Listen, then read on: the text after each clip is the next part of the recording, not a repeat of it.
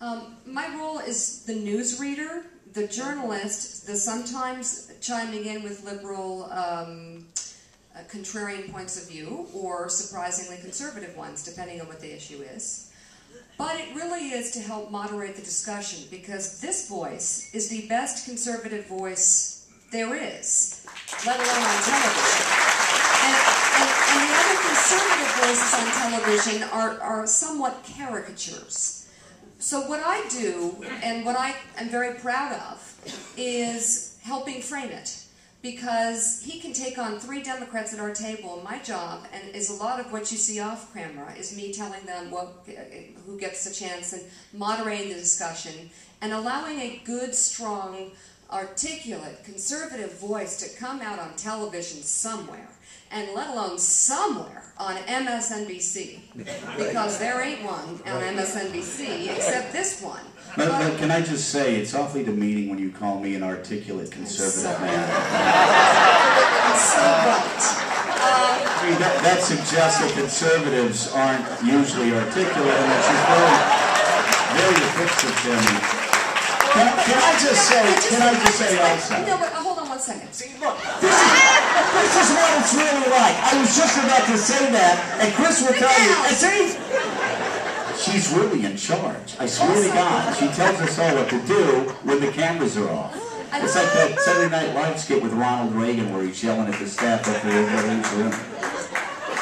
There is a certain degree of power that I use to help develop the show. But what I don't need is to show that to the world.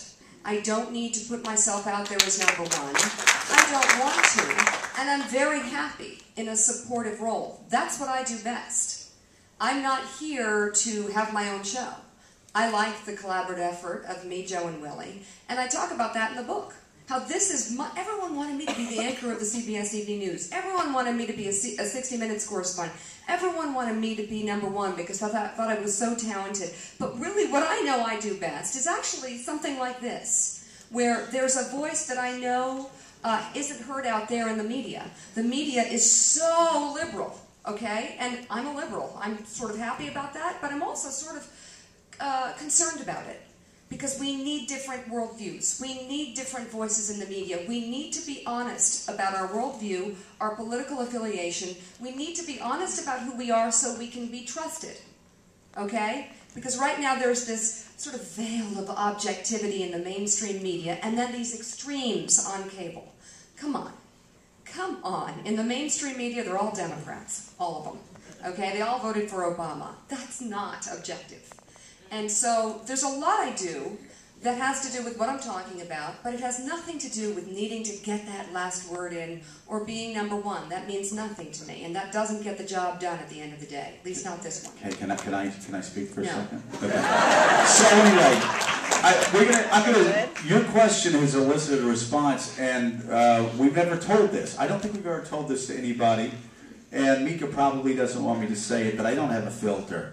Early on, I just figured that out.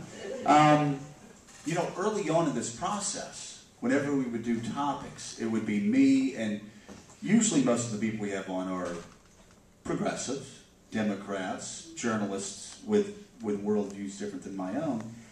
And on certain topics, when we debate, and like for instance Gitmo or the CIA, really impassioned topics where I always felt outnumbered, and sometimes I let my emotions, this is one of the few topics where I really let my emotions get the better of me.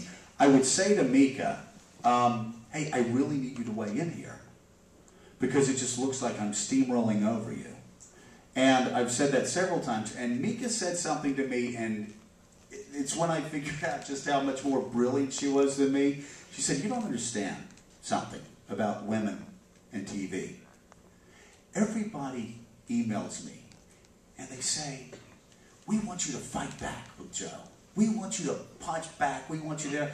They say that, but they don't mean that.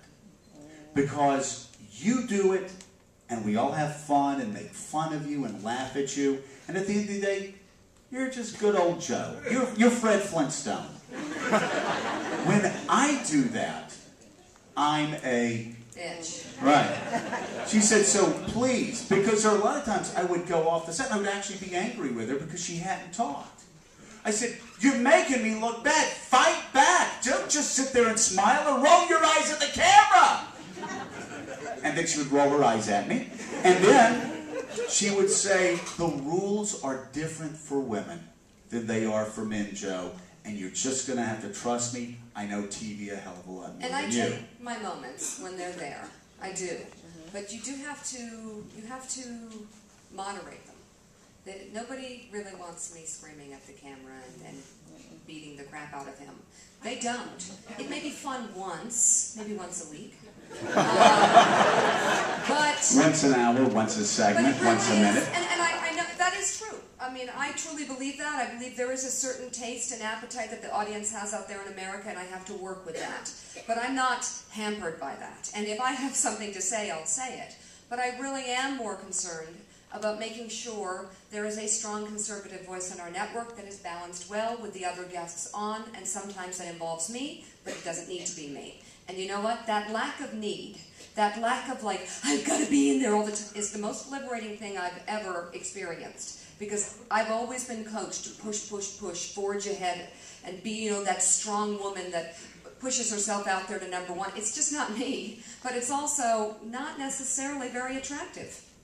Every man that works on Morning Joe will tell you that Mika Brzezinski is the most remarkable person they've ever worked with in any field.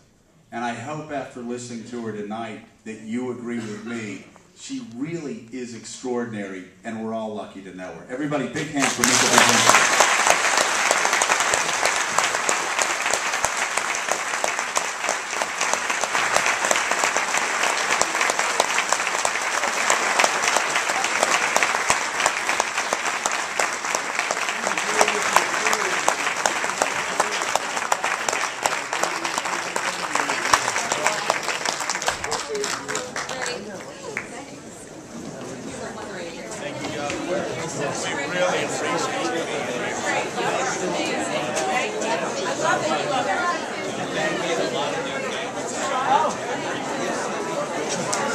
Governor looks good.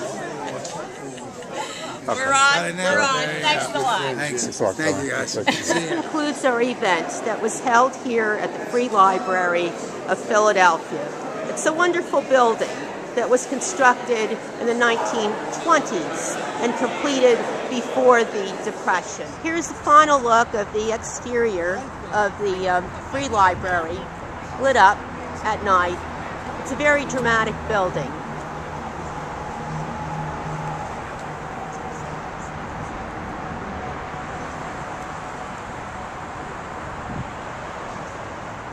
So we'll call it a night from Wanda's World, having just seen Mika Brzezinski and Joe Scarborough, Governor Rendell, and a wonderful event this evening.